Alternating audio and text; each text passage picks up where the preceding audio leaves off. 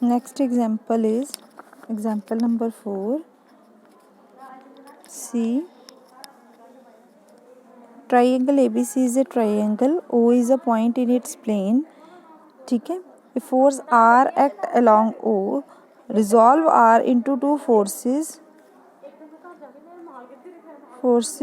parallel to it acting at B and C respectively, where O is circumcenter of the triangle. ठीक है. Now see the diagram.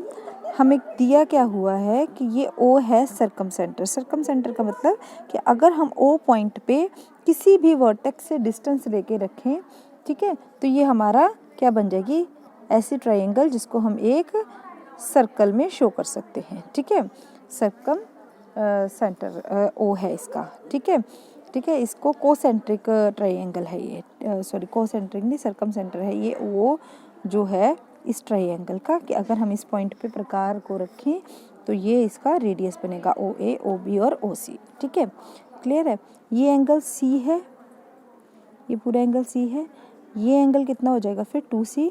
क्यों, circum centre पे बना हुआ angle centre से बने हुए एंगल से आधा होता है, तो अगर ये C है तो ये इससे डबल होके 2C हो जाएगा. ठीक है, फर्स्ट थिंग. एक हमें क्या दिया हुआ कि जो A, ये पॉइंट L ले लेते हैं, ये ट्रायंगल को टच कर रहा है. A L से पास होके कहते हैं एक फोर्स निकल रही है R. ठीक है, A पॉइंट से निकल रही है, L से पास होती हुई R फोर्स. ठीक है, ये हमने रिजॉल्व करना है, इसको एज अ रिजल्टेंट लेके चलना है. इसको रिजॉल्व करना है हमने टू पैरेलल फोर्सेस B और जो C पॉइंट पे हैं P और Q की फॉर्म में. ठीक है, ये देखो लिखा हुआ है कि हमने रिजॉल्व करना R को into two forces parallel to it and acting at B and C. तो हमने यहाँ पे दो फोर्सेस ले ली P और Q. ठीक है, अब देखो बेटा, हमने ये फोर्सेस निकालनी है, P और Q फोर्सेस निकालनी है, ये हमें गिवन है. ठीक है, अब हमें ये एंगल देखना है और ये भी एंगल देखना है. ये एंगल B था इसलिए ये 2C है. अगर ये एंगल B है तो ये कितना हो जाएगा फिर 2B हो जाएगा. सेम अगर सर्कम सेंटर है तो सेंटर पे बना कोण इस कोण से डबल हो जाएगा, तो ये 2B आ जाएगा. इसी तरह ये 2A आ जाएगा. ठीक है, नेक्स्ट अब हमें ये एंगल निकालना है, तो सम ऑफ 3 एंगल्स कितना होता है 180. 180 माइनस 2C आ जाएगा. ठीक है, क्योंकि हम इसको रेडियस ले रहे हैं तो ये ट्रायंगल, ये मैंने ट्रायंगल ले ली AOB, AO और B. ठीक है, हमारे पास O एंगल है 2C. ठीक है, अब हमारे पास एक और चीज़ है कि OA और OB क्या है, सेम है. रेडियस है क्योंकि सर्कम सेंटर लेकर चल रहे थे, रेडियस है तो सेम होंगे. अगर ये सेम है तो it means A angle B angle के इक्वल आ जाएगा. तो ये A प्लस B किसके इक्वल था, angle A plus angle B किसके इक्वल था, तीनों का जोड़ 180 माइनस ये 2C इसके इक्वल था. ठीक है, तो अगर ये दोनों इक्वल भी हैं तो 2 एंगल A किसके इक्वल आ जाएगा 180 माइनस 2C. तो 2 के साथ डिवाइड कर दिया मैंने इसको, तो ये कितना आ गया 90 माइनस C. तो ये कितना बन गया 90 माइनस C. इसी तरह से ये कितना बन जाएगा 90 माइनस B. ठीक है, नेक्स्ट हम बुक से करेंगे. डायग्राम समझ आ गई हमें. अब देखो बेटा, ये डायग्राम आ गई हमारी, समझ आ गई, सारे पॉइंट मैंने क्लियर कर दिए हैं आपको.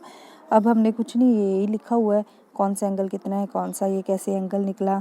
ठीक है, अब हमने यहाँ पे क्या लगा लिया, साइन फार्मूला लगा लिया. साइन फार्मूले में क्या किया, B ये वाले ट्रायंगल ABL, तो BL डिवाइडेड बाय AL किसके इक्वल आ गया, साइन जो इनका ऑपोजिट एंगल होता है उसके equal. Sine 90 minus theta, BL का ऑपोजिट, AL का ऑपोजिट कौन सा आ जाएगा, साइन B. AL का ऑपोजिट साइन B. अब sine 90 minus theta cos C के इक्वल आ गया. अब अगेन हमने ये ACL को लगा दिया फार्मूला, फिर ये आ जाएगा 90 minus B by sine C, ये भी आ गया. इसको और इसको हमने डिवाइड कर दिया, AL इसके नीचे भी है, AL इसके नीचे भी है, तो ये कट गए. BL डिवाइडेड बाई LC आ गया which is equals to sine C cos C sine B sine B. ठीक है, विच इज़ इक्वल्स टू, इसको 2 के साथ हमने रैशनलाइज कर दिया, 2 साइन 2C और साइन 2B का फार्मूला बन गया हमारे पास. ठीक है, अब BL जो है और CL जो है, ठीक है, उसको हमने डिवाइड करके लिख लिया Q बाई P. ये जो है हमारे पास क्या था, BL डिवाइडेड बाय CL.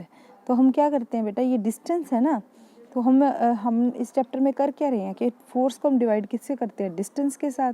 ठीक है, तो अब देखो, अगर मुझे P और Q को डिवाइड करना है, P is equals to Q, जब हम फोर्सेस लिखते हैं, ठीक है, ये फोर्सेस लिखनी है तो पी को किसके साथ करना था, सी एल के साथ, और क्यू को किसके साथ करना था, बी एल के साथ, यही करना था हमने। और पी प्लस क्यू को किसके साथ करना था, ये जो है पी प्लस क्यू रिजल्टेंट जो होता है इसको हमने किससे करना था, बी सी के साथ, यही आना था। तो क्यू बाय पी किसके इक्वल आ गया, क्यू बाय पी, पी इधर आ जाएगा, B L by C L, तो यही हमने यहाँ पे लिखा B L by C L या एल सी जो भी लिख रही है, क्यू बाय पी आ गया, ठीक है। ये देखो, ये बुक में नहीं किया हुआ, हमने यहाँ से निकाला है, ठीक है। तो क्यू बाय सी आ गया।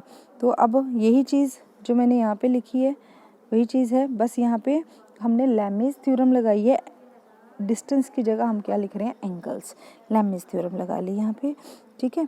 तो इसमें पी ओवर दिस और क्यू ओवर दिस यहाँ से ले लिया, लैमीज थ्योरम ने, लैमीज थ्योरम ही है एक किस्म की, बट हमने यहाँ से ले लिया, पी को यहाँ ले गए और क्यू, ये जो साइन 2c है इसको नीचे ले आए। अब हमने क्या किया, नेक्स्ट स्टेप में इसको हमने न्यूमिनेटर्स को अलग से प्लस कर लिया और डिनोमिनेटर्स को अलग से प्लस कर लिया, उसकी रेशो भी सेम आती है जिनको हमने प्लस करके लिखा है उनकी रेशो की। अगर दोनों की रेशो इक्वल है तो हम इसके न्यूमिनेटर और डिनोमिनेटर की रेशोज़ को ऐसे लिख सकते हैं, ठीक है। तो P over this Q over this is equal to R over this, तो R को हमने एक बार P के इक्वल कैलकुलेट करके वैल्यू निकाल लेनी है, एक बार R को Q के इक्वल। तो यही उन्होंने बोला था कि इसके कंपोनेंट्स जो हैं दो P और Q जो B और C पॉइंट पे है वो हमने निकालने हैं, वो हमने इन फॉर्म ऑफ R जो है वो रिजॉल्व करके निकाल लिए।